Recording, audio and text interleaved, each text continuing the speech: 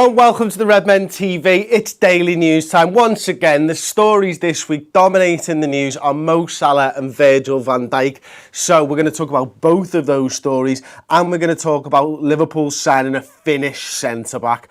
Oh yes, that one went under the radar, didn't it? So I'm going to get straight into the Mo Salah stuff. Liverpool have had a bid rejected. We know we've agreed personal terms with Mo Salah. I said that on yesterday's show. We've had a bid of our opening bid of £28 million rejected, apparently.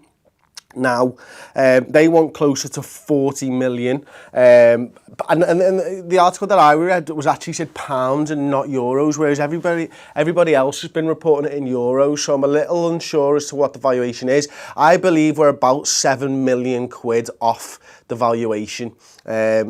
So, you know, a deal is imminent, is what I'm trying to say, I suppose. I can't see, unless Liverpool go back and restructure the wage demands, that this deal's going to fall apart. We just need to get something organised with Roma. I'm sure we'll be able to get this deal over the line. Whether it's for around, I'd guess it'd be around 35 million quid, somewhere between the 35 million pound mark. Look, as I said a couple of days ago, the guy's got 19 goals in 41 games this season, adding his 15 assists as well. And you're looking at a player who's impacted games for Roma. They finished second in Serie A this season, only 4 points behind the mighty Juventus.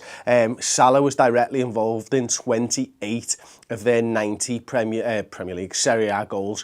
So of their 90 goals in the league, he was directly involved, either a goal or assist, in 28, and that's 25% direct involvement. We know Eden Dzeko, not Eden Hazard. Eden Dzeko was their top scorer. He's top scorer in the entire division, actually. And I think they also had another guy with over 10 goals, Gunnarsson, I think it was. So, look, he's part of a very, very, very good Roma side, and he stood out in that Roma side. We know that he kind of flopped a few years ago for Chelsea, but wasn't really given many opportunities. This guy's improved as a footballer. This guy wants to prove that he can do it in the Premier League after his bit of a nightmare with Chelsea. So I fully back that this signing's going to work, and I'm really pleased that we're in for Mo Salah. Wages, what's being talked about is a £75,000 a week basic with performance-related add-ons, much like what we see in Bobby Firmino's contract. This is something that Liverpool are looking to do for new signings. It's a bit of a strange one, really, when Dejan Lovren's just been given £100,000 a week. And a new attacking player is brought in on a basic of 75,000, but that is the wage structure that Liverpool are working towards now. We'll talk a little bit more about that wage structure as we get into the Virgil van Dijk stuff, but for now, we'll leave the Mo Salah stuff and we'll move on to Patrick Raitanen, the Finnish centre-back, 15-year-old that we brought in from FC Jazz. Yes, that's a nice name, isn't it?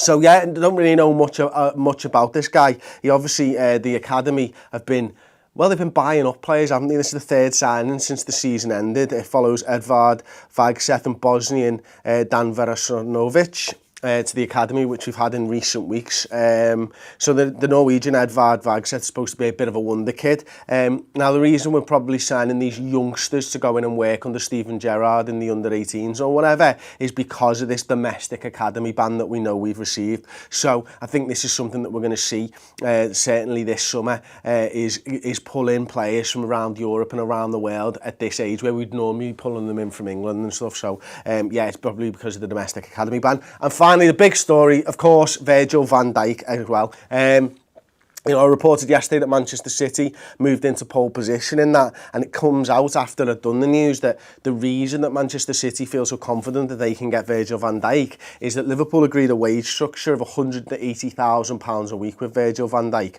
And once it had been agreed, they went back and tried to restructure the wage deal closer to £130,000 a week. Rising to £180,000 with add-ons and stuff. This has pissed off Van Dijk's representatives, obviously. I suppose it's like going in for a job and you know, getting a new job and getting a nice big pay rise and getting yourself on ridiculous sum of money. Let's say £3,000 a month, because why not? That's ridiculous to me. And then all of a sudden someone comes back and goes, actually, we're going to pay you 1.5 and we're going to change it. And you'd be fuming, wouldn't you? And look, it's not the first time. Apparently this happened last year with Naby Keita, and that's why he ended up at RB Leipzig. Rumours from a few years ago with Mo Salah as well, that it was the restructuring of the deal on the wage demands that really sort of meant that Chelsea could get ahead of us and purchase him, because at the time it looked like he was coming to us, and you know, everyone's talking about Mo Salah being a money grabber and stuff. If it turns out that it was for the wage restructuring, then it's disappointing. Look, I've said it before, and I can't remember if I've said it on Redmen, but I've certainly said it on Ball Seat and stuff.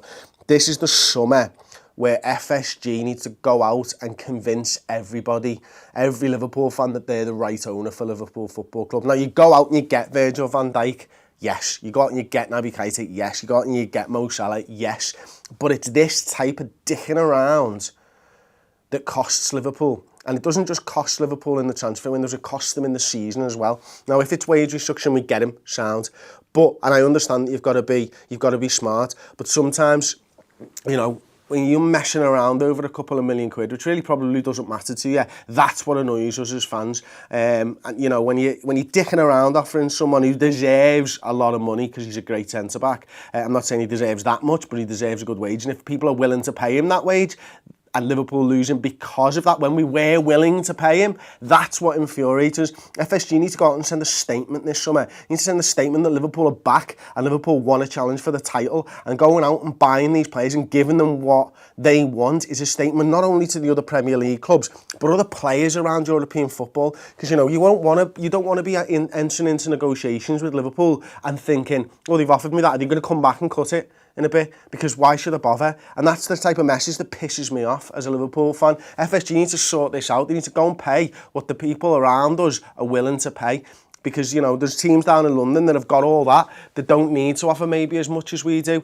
But for some reason, people seem to want to live in London and people don't seem to want to live in Liverpool. Well, you've got to pay them what they're worth first and foremost. You've got to sell them on the dream, which you can do because Liverpool's a great football club with a great manager and a great team, and we're going places. You need to go out there and back that up with pounds and dollars. And as much as that pains me to say, that is modern football, and we need owners that are willing to do that. Hopefully, FSG will prove this summer that they are willing to do it. If not, and then I don't know what I'm going to be doing as a Liverpool fan, because if we start losing out on loads of targets and the gap grows again to the teams above us, then I think we certainly need to think about what type of owners we've got as Liverpool Football Club. Anyway, that's my little rant over. If you enjoyed the show, give it a thumbs up. Don't forget to subscribe to the Redmen TV on YouTube and leave all your thoughts in the comment section below.